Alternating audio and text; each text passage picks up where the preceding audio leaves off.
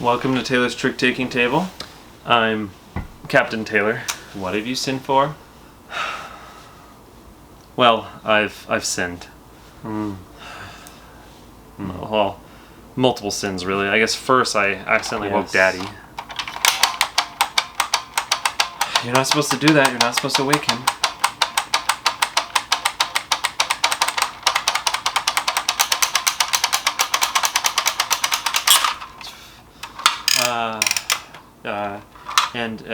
Other than that, I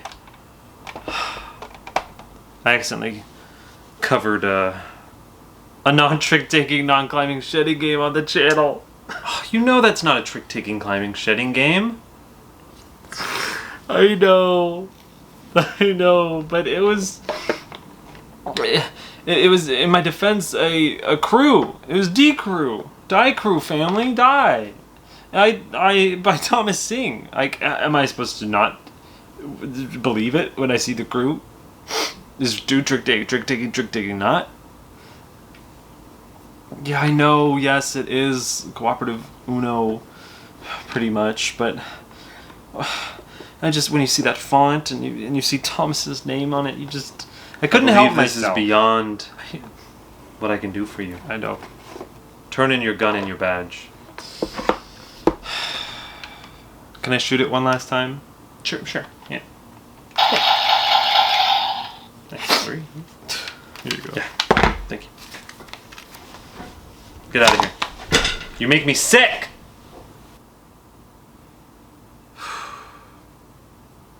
Okay, now that he's gone. Decrew? Are you kidding me? Are you decrewing me? This is maybe my most anticipated game this year. I love Thomas Singh, amazing designer. When I heard it was cooperative, I went, yeah, that makes sense. No, when I heard it was cooperative, like Uno-ish, climbing shedding-ish, I was super excited. Definitely not a climbing game, definitely not a shedding game. So yes, I've sinned, but or that person has sinned. I forgot. I'm still in character.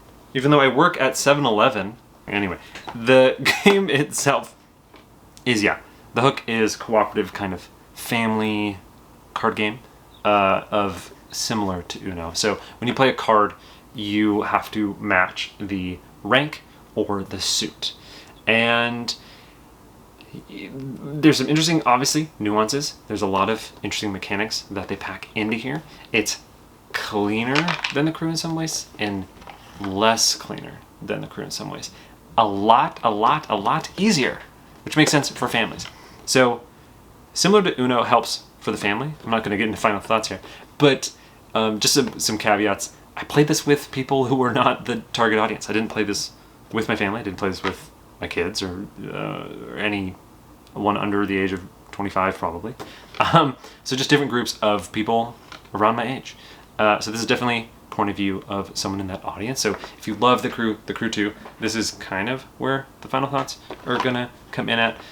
I'm gonna try to explain where this would fit if I envisioned showing this, to a family, a hypothetical family, and whatever I think the target audience is, because I do think it's a great product for the target audience.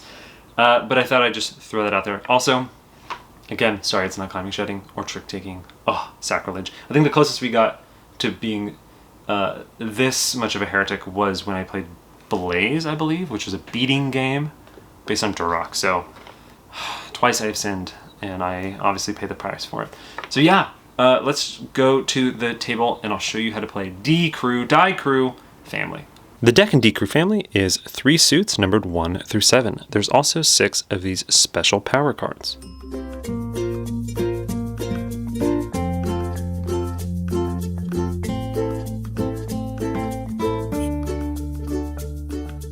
Here we have a game partially set up for D Crew at 4 players. So no matter the player count, you're going to have all these bits and bobs out, which are going to change depending on what mission you're going to play. Also, you're going to have a standee that's going to be going to the player who was dealt the 3 green of coconuts. It's kind of like the captain, if you're familiar with the other crew games. They're going to get this standee. They're also going to be the person to start the mission. Every player is also going to get a communication token, and it's going to start on the green side where they can talk. The other side is this red cannot talk symbol. Players are also going to be dealt the cards evenly, as can be. An odd number of cards in hand is totally fine. So as you can see up here, there's 21 cards in the deck, but at 4 players, that means someone's going to get an extra card. Totally fine. Doesn't quite matter. You're also going to put out hammock tokens depending on, again, that logbook.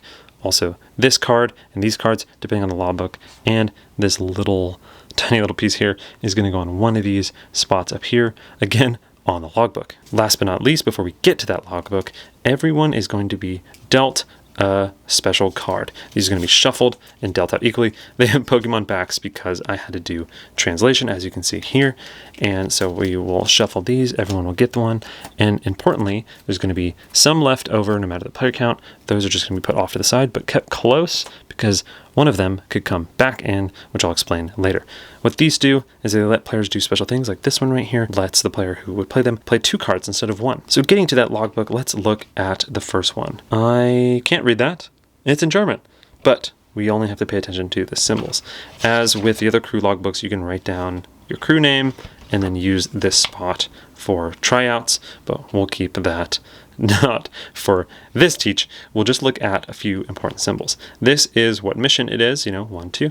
This is how many hammock tokens you use at 3, 4, and 5 players. So since this is a 4-player game, there's going to be 4 hammocks over here. And then up here is the mission spelled out. This is a little bit of the fluff, but up here is the mission. So as you can see here, it has 4 white rectangles, and then it says Titania and Snake, and they're both white. Because later on, don't want to spoil alert too much, but sometimes they might be gray or white or brown, meaning it doesn't matter what one. Like this one, see how it's like white, gray, and then dark black. But for now, they are both white. So what you're going to do is you're going to put this little booklet at the end of where we were going. So it was 4 rectangles that were all white.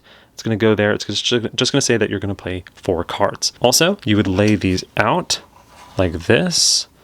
And this is where you would play cards. Like in longer missions, you might play up to, 16 cards. But in this one, you're only going to play 4. So we can actually take this off now, especially because I don't have too much table space. And if you remember correctly, there were 2 things, Titania and Snake, that needed to get played. And they were both white. So you're going to take this white circle, put it on Snake, Titania, and then you actually don't need these for the first mission. So I'm also going to take these off. So now we can start the mission. So just like the crew, players can communicate whenever they want. It could be, before a trick, during a trick, whatever it may be. And they would spend this token, flipping it, putting the card they're communicating face up. But let's jump into that maybe in a different case. It's going to start with the player again with the 3 of coconuts. They don't have to start with the 3 of coconuts. It just means they have it. Whatever card they play is going to actually go down here below underneath this part up here. In this first mission, players have 4 cards that they can play, and they have to play the 6 and the 7. So looking at this player's hand here, they have the 6. They're just going to play that. Like Uno, on your turn, you look at the previously played card and you can play the same number, so any 6, so a 6 green or a 6 pink, or any blue.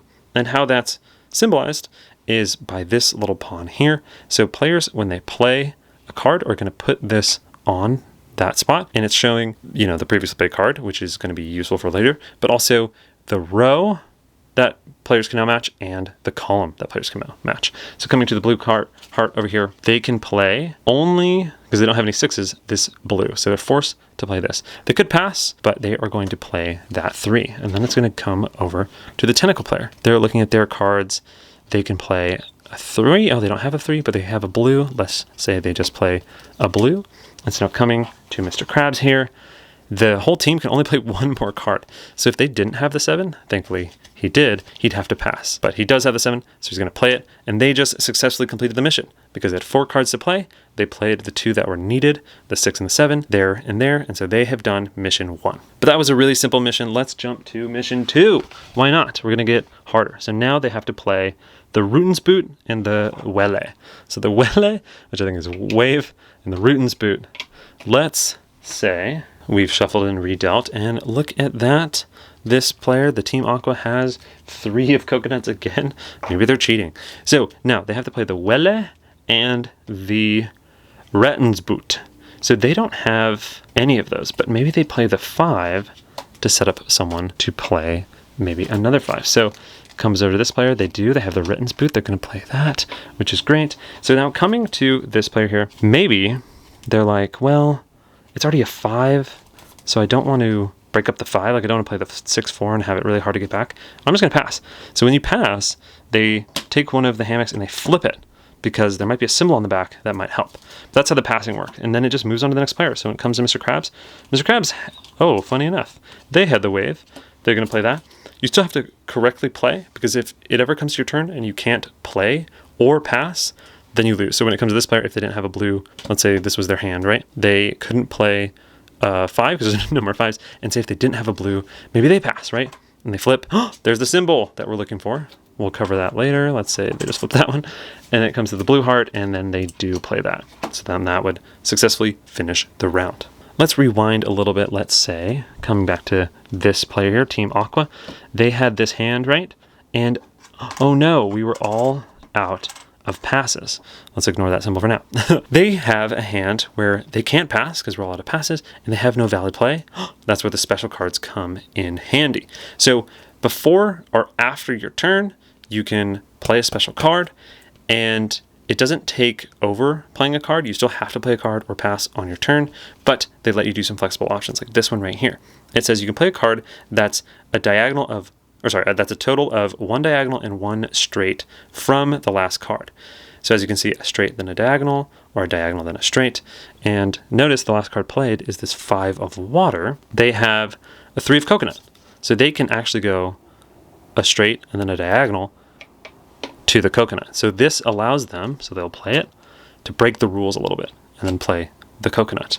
And then that would be another way they could satisfy the mission. So the other powers, they do similar things. Like this one says you can name a color card and that you can play, and the player who's holding it has to give it to you. So that's how you can pass around cards. This one lets you play twice instead of once. That's amazing. And then let's look at these ones up here. You have play any card on your turn. So it's a wild, exchange simultaneously with anyone. And this one's interesting because you can ask, like on your turn, you can play it and be like, who wants to exchange? And like maybe contextually it might be important to exchange, you know, like if it looked like this, let's say, and the 5 of green had been played and it's your turn, you can't play anything here, and you're like, who would want to exchange with me? And someone has the 5 of green, they're like, I will. And they'll pass you one, you'll pass one, you'll be like, oh, perfect. And then you'll play on your turn. Because you always have to, play or pass. But these let you, have some flexibility. And the last one we didn't cover is similar to that one where you move, straight and then a diagonal, but this is just diagonal 1 or diagonal 2. So remember when we had 2 set aside at the top here? Well, that is what that special, I put it in my pocket, seashell is. So when you flip over a hammock and it has a seashell, what you do is you grab one of the powers that's cut, you're going to flip one over random, and that is now available to anyone who wants to take it on their turn. So you now could have the possibility of playing 2 special cards on your turn. So maybe you play this one and you play something that doesn't work with this, and then you play one that does with that. Like if Mr. Krabs had this in their hand on their turn, they could do boom, then that, and then that. That'd be pretty wild. So that's the flow of the game. Again, on your turn, you have to play a card or pass. What you can play is either the same number or the same suit as the previously played card. Later on, the missions, they get more complex. Let's jump to one here where you have not just the white row, but also the gray row. So when that happens, you would toss in the gray row here. And this position and this position are touching. So say this was the state and this player over here still had to play. They would have to play off of this green 5. So they would be in a really bad spot. Jumping back to that example, notice also it says in the white section you have to play Logan and Welle, and then in the gray one you'd have to play the Verksug. And also there's this symbol which means you can't play that card no matter what. And also I should note that on the bottom here every single mission has a different number of hammocks. So in this one you would only have 3 hammocks, which would be much more than I had here. So you'd, remove some of the hammocks from the round. So that's how to play D Crew Family. If you don't want to see maybe some future missions, just jump ahead to Final Thoughts. But jumping ahead now, you can see they just get more complex and do some more interesting things, like they use all of the rows, which gets scary, right? Because on your turn, if you can't play a valid play or you can't pass, you lose, so that gets harder. And then you'll just add, more rows over here. You would move this marker down to wherever it stopped, which is really important for players, to see. And sometimes it's like this has to be all increasing, and then this has to be all decreasing. So it's like you'll go up, and then right here you'll go down. That's pretty fun. Sometimes it's like that the 4th played card and the 8th played card have to have the same rank, so setting that up is really fun. Sometimes it's like you can only have 2 blues, or you have to play every 3rd card is a pink, but that's all the only pinks you can have. So some interesting regulations and strictnesses later on.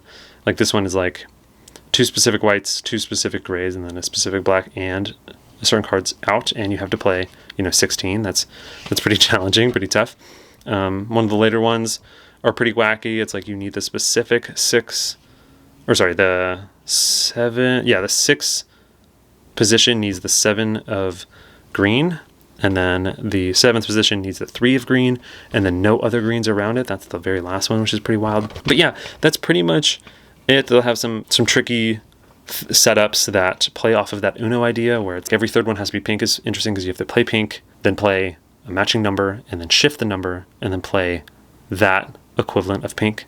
That's pretty wild. As you can see, sometimes it goes from, see if I can find one here because it doesn't use it that much, but sometimes it goes from 4 to 3, as you can see here, 3, 3, 3. And in that case, you would just flip this, and then you'd be playing 9. Like one of them is 3, 3, 3, but every column and row has to be at least 15 or higher. So kind of like a little Sudoku or something, where, you're trying to play all your highest, which is pretty challenging and fun. And in that case, you would flip this, so that this is also 3, 3, 3. Wow, they thought of everything. And that's how to play D Crew Family. So that is D Crew Family. Many caveats before we get into this. This is a kids game, and I played this with only grown adults, groups of grown adults, and we were not the target audience, so that will come up in the Final Thoughts, but take that into account, because definitely for families or younger ages, or kind of like a mix of, young and old probably. And also the other thing is I translated this from German, and I'm not 100% sure if I got the rules right. I also didn't really get into the nuances of the story, which I'll cover on. But yes, a lot of caveats, a lot of things to note before I get into the Final Thoughts. That said, I also want to come at this from a point of view of me, a 32-year-old adult, and also the point of view of if I was a kid, or if I was playing, with my kids, or the people around the table were maybe younger, or if it was like a family type vibe. I want to approach it like that. So I think when I'm giving my adult point of view, my Taylor point of view, because, you may be watching this and you might be thinking, hey, I love the crew, and I love the crew 2, and will my group love this? And my group is, older adults. Will they love it as much as I love, the crew 1 and 2? Because, let me say this, crew 1 and 2 are easily some of my favorite games. Definitely top 100 of games of all time. Definitely up there with top 10, maybe even. Favorite trick-taking games, and I've played, maybe, as you can tell by watching the channel, a lot of trick-taking games. I love the crew. I think Thomas is an amazing designer, and yes, 1 and 2 crews are just fantastic. So, huge expectations too. I guess I should note that as well. Was super looking forward to this, and there's just a lot going on. So there's kind of a soup of thoughts here. Also, I've played it with a few different groups. I've played it all the way through and kind of seen mostly what this has to offer, but I haven't sat with it a lot. So this is also fresh thoughts, even though I've played this more than a lot of games that I've covered on the channel, just because of the nature of how quickly this is, right? If you know the crew 1 and 2, you can play those a lot, right? Because you just play a mission in like 5 minutes, sometimes maybe less. So a lot of that to say. And so when I am doing maybe thoughts as if I am a family man, or maybe from the point of view of, does this appeal to someone who has kids or wants to show it off to their family? I'll take the hat off. So hat on is my critical, I'm playing this with fellow 30-year-olds point of view, and then hat off, it's like, this was the intended audience, and I feel like I'm doing more due diligence as someone who covers games. So that out of the way, whew, long preamble. Decrew, family, it's here. We did it. I do feel strange already, because this isn't a climbing shedding game or a trick-taking game. It's definitely Unish. Uno, but you don't want to shed and you don't really climb. So kind of like just like a card game. But the cooperative nature of it, having it be kind of like Uno, cooperative Uno, is a great hook. And I think it does make for a great family game. So off the bat, those are definitely a summation of the game. To talk about the components super quick, I think it's great. It's really fun to see the evolution that Cosmos has done with the Crew series. The first one, you know, just like a couple deck of cards and some rulebooks. So it's really interesting to see like this giant map here with all these characters on all the cards and have these characters come into play. I don't know if I showed it off when I taught, but some of the missions make sense thematically. Like when you're on the ship at the start before you get shipwrecked, the ship is important to the gameplay, and then you jump on the raft and there's a big wave, and then you are trying to represent the characters that you're supposed to be. I think also it's a fun way to have a little bit of a nod to an audience that should be playing this, is that all the good characters are kind of like kids and all the bad characters are these scary looking adults. Like Snake. I think Snake's an amazing... Look at this. A whole body tattoo of a snake. Absolutely wonderful. So, yeah, the production is great to see, especially at this price point. Like, this is a fun little cutout map. And then also, I think, is this really funny. So they have a bunch of tokens in the game, which are, you know, thick and great. But they have maybe one of the smallest important tokens that I've ever seen in the game, just because it has to fit on the card. But that is so tiny. This is just absolutely hilarious. Overall, though, great production, especially for the price point. Surprised that they did Pokemon backs for some of the cards. A little joke there, just because I had to translate it. The translation wasn't too bad. Maybe I can touch on that a little bit. Hopefully you can just get this in English if you're an English speaker. But yeah, just the powers. And then, sadly, all of the logbook entries. But the logbook is pretty well, like the huge paragraphs for the story, like gigantic, like tons of story. That, again, I kind of miss the context of sometimes. I would obviously translate it, we try to read it, get what was happening. But Google Translate, you know, I did Lens through Google Lens to do the translations. That doesn't capture like the writing style or the humor, definitely. Some clunky translations that were like, I think this is what's going on right now. So we would get what was going on, and it definitely would make sense in the gameplay and the theme. But, you know, you can't capture a tone of writing, especially when in a translation. So I can't speak to how good the story is. But yeah, the symbology here is great. They've honed it right from the Crew 1 and Crew 2. So everything in there has remained, which is great. So again, keeping my hat on, getting to the gameplay. The gameplay is fascinating. So there's a lot going on. Like, just saying it is cooperative Uno is a little bit disingenuous, or maybe a lot of it disingenuous, because there are special powers, there's communication, there's also this interesting kind of timing dynamic to a lot of the missions that flips Uno on its head 90 different ways. There's 35 missions, and it feels right in terms of length, but first con here, which I'll get into, and I'm wearing this hat firmly on my head, the game is very, very, very easy. Again, when I take this hat off, I'm going to have a different viewpoint on that. When I talk about whether, you know, intended audience for families and stuff. But as me, myself, and I, and people of my similar skill level who play, you know, a lot of card games, it's just very, very easy. Again, I realize how this sounds. It's not intended for me. I totally get that. But even the later missions are very easy. Again, playing with a few different groups, I got to bounce around, which was fun. Played most of the missions, and I played all the way up to the end. We played the last few missions, and going through pretty much the whole campaign, I lost maybe 3 times out of 35 missions. And definitely compared to the crew in the crew 2, like magnitudes amount easier than those. You probably understood that by seeing the word family on the box, but just to make that clear, this is much easier. Even to the point where the first maybe 10, maybe even 15 missions or so, they were almost more interesting to do with, with adults. Got my hat on still. Without these power cards. Like, these power cards are great in terms of giving players flexibility and just having a sense of choice. But we almost took it as a challenge to just try it with, like, we weren't really using powers. We fell into this flow, especially because, let me step back just a little bit. The crew 1, the crew 2, you have to shuffle 2 decks, right? You shuffle the task decks, and then you shuffle the playing card decks. And those are much bigger. And as setup, that's kind of how you get into, like, the next mission.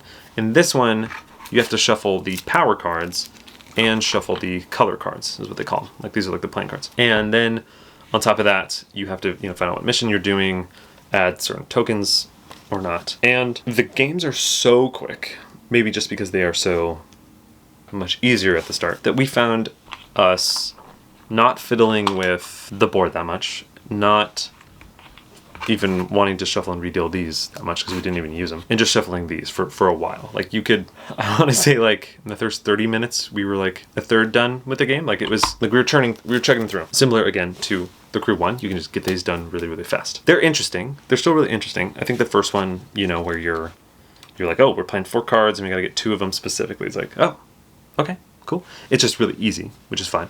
It teaches you, passing, the importance of passing. But it seems like, you're only playing 4 cards for the first 7 missions. And then you're playing like 7, 8. I mean, around 10, you get into that 3rd row. And yeah, first 50 missions, maybe we lost once, which is fine. It's just, when I finished the crew, I was like, oh man, I love this game. My favorite game of all time. I can't wait to show everyone. And when I finished D-Crew Family, I was like, interesting experience, cool design. I don't have kids to play this with again. I'll probably give this away. Whereas I'll keep the crew, and I'll keep the crew 2 for as long as that shelf can hold them. Again, I'm not the intended audience, but it is interesting to me that I was like, wow, that was fun. I really had a great time. But do I feel like ever playing this game? It's just not, even in the later missions, not too much of a challenge as maybe the other ones are, or not gripping enough of a challenge. That said, what they do with it is fascinating. So maybe I'll pull my hat off a little bit here. The gameplay, the game design is super, super clever. Thomas is absolutely amazing. The stuff they can do with this premise of cooperative Uno is fascinating. So sometimes it's like, you need to play certain cards at this point. You need to sometimes play like a pink and then not a pink and then pink and then not a pink. Or like a pink and then 2 spaces and then a pink and then 2 spaces. Because it's like, oh wow, we have to play a pink, match the number, shift the number in suit. So like a pink 1 and then a 1 blue and then a blue 4 and then like a pink 4, right? That's really fascinating, especially with the amount of communication, the amount of passing. That is really, really fun. And that kind of juggling, right, is super interesting. But I think it's a little bit easier to do, and unlike the crew and the crew 2, which the comparison itself, I feel like has to be made. The ways you can shift it around felt similar, especially in the crew 2 where you have like timed mission and you have like a pool of hints, or like the communication is like highest, lowest only. There's simplicities here, like the deck. The deck's only 21 cards, 3 suits as opposed to 4 suits, or I think it was like 1 through 9 in the crew. Everything is simplified, which just leads to complexity-wise. Let me get my hat again. As an adult, do I want to play again? No, but it was still very, very interesting. As a kid, though, oh man, as intended audience, this was great. I think this does onboarding really well. It uses that Uno structure really, really well. It does something to where the first ones are, like, I thought the crew was a quick game. Like, the first ones are so quick. You're playing like 4 cards for a while. And the goals are simple, and they are very understandable, and they teach really important lessons at the start, and like the importance of passing. I haven't played with children, which again, this might be the worst final thoughts ever. But yes, I haven't played with any child or younger family member, but to teach them that idea of like, you don't always need to play. Sometimes passing's the best play, or like when to use your special power. And keeping the hat off, the special powers are interesting because some of them are super simple and some of them are like even complex to explain to adults. Like maybe just covering them here, like you do a simultaneous exchange, not bad. You can play whatever card you want because it's as if it's a wild. You call out a card and they give it to you, play 2 cards in a row, all good. This though, not bad. They're definitely just the most complex. It's like, hey, you remember that piece that's sometimes hard to forget to move? That's sitting on a thing here. Boop. Yeah, that gives you flexibility on what you can play, but based on what card you have. So this is like diagonal 1 or 2, but this is diagonal and straight. For some reason, this was tripping a lot of people up. I think when to use them is so cool. They give a ton of flexibility. One of my favorite parts about these types of games, cooperative, whatever, trick-taking card game or whatever, is like sometimes players will be like, we're ruined. We can never do this. We are absolutely hopeless. We'll never be able to do this. And you're like, wait, we have powers. We all get a guaranteed power. Let's see if we can do it. And then sometimes it just comes out and you feel, that's the best in a cooperative game. Like you feel hopeless. You feel like you're never going to make it and then you pull it out. This game does that really well, especially because like some of the sound of some of the missions are like, whoa, how are we going to do that? And then you kind of sit and you ruminate and sometimes you don't even speak and you think on it, which is really, really fun as a group. And you're like, okay, I get what we got to do here. And then like you do it and you feel like you're pulling off a magic trick. So it still has that. I just think as someone who's been through the gauntlet of the crew 1 and the crew 2, the magic trick is equivalent to me doing this as opposed to like a Penn and Teller. They just disappeared a human off the stage, which was what the crew 1 and 2 were. But to, again, the audience that this is meant for, great stuff. I will say, again, the audience that this was meant for probably wouldn't mind a little bit of the fiddliness, a little bit of the upkeep. It's really not a big deal, I think, for people, and especially families or kids or something kind of getting into it. But me, it was so easy sometimes that we just didn't even use the powers, especially at the start. And likewise, there's this aspect of what did you most recently play, and you're like moving this around. But you can see visually underneath the cards that you just played. So we very rarely use this because we were using it at the start. Every group would try to use it at the start. And it was just tedious. It was just upkeep for upkeep's sake. I know like this matters for it and like, other things, but it was just like, whatever. Like I know it gives you like what you can play horizontally and vertically. Like that's a good visual metaphor. And obviously it's probably just like a player aid for families. We found it really tedious. We like never really used it. In fact, the only times we would use it is like when someone was using like a power card like this. We'd be like, okay, what was last played? Put it on there. And it's like, okay, what's like the math of, a diagonal and a straight or whatever that would be. It did help to know what was what as like a visual aid. Like I think this was a nice visual aid, but just that aspect of every time you play a card, you have to move this around. We definitely did not use for a majority of it. But yeah, no, super, super, super cool. Overall, the gameplay, the way that the passing is done is really cool. There's some fun tension to when you pass, you might get everyone a bonus. And I think it helps push players, definitely take this off, it might even push younger players to be like, oh, passing's good, Knowing when to pass is really cool. I think that's especially, I can talk about this, climbing shedding games, knowing when to pass is a huge thing. So teaching that young is great. Yeah, knowing when not to play is a tough skill to learn. So that's really cool. That like, you might flip this and it might reveal a shell, which gives everyone a power that anyone can take. It's so cool. But also the fact that they're a limited resource and you shouldn't bogart the passing tokens is something else that like, teaching them young is great. It does a lot of things right. It streamlines the crew. It's much easier. It has, I think, comically a little bit more complexity than the crew. Maybe not with like the communication. I mean, like, so you have the hammocks, right? And then you have the flipping of the hammocks, and that's like a level of complexity. The communication's simpler for sure. But then you have all these cards, and you have to explain what all these cards do. As opposed to in the crew, where you're just like, here's 1 to 10 or 1 to 9 or whatever in the 4 suits. Try to capture this card. It's very straightforward, and I think the crew does get to go to wacky places, and it is much harder. I guess what I'm saying is like rules complexity or whatever. These seem somewhat similar to the first crew at least, but like this one is just much easier. Just in the goals, in the mission structure, even where it goes to. Again, playing through to 35, mission 35, like wasn't too bad. You just have so much flexibility in like the powers and the communication, and the trick taking as a system has more complex things you can do. Like winning with a 1 is pretty wild, right? You got to kind of finagle that. Whereas here it's like, you know, don't play 2 pinks together, but play every 2 cards, or every 3 cards play pink. I guess what I'm trying to say is, after playing even the hardest mission, 35, and beating it in like 1 or 2 goes, was just like, oh, okay. Whereas like playing the hardest one in the crew, even now, and definitely the hardest one in the crew too, even though that can just grow infinitely or whatever, I'm like, wow, this is really, really, really hard, you know? Like, this is gonna take us a while. I might get lucky, maybe the first 1 or 2, but like, this one, just a lot easier, which again, I don't have my hat on.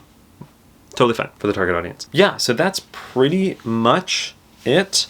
I will say, I love the different things that they've done. It's fun to flip through that book and things just get harder. My favorite part of the crew is just to see where it goes, because it does get harder, but it gets interesting as well.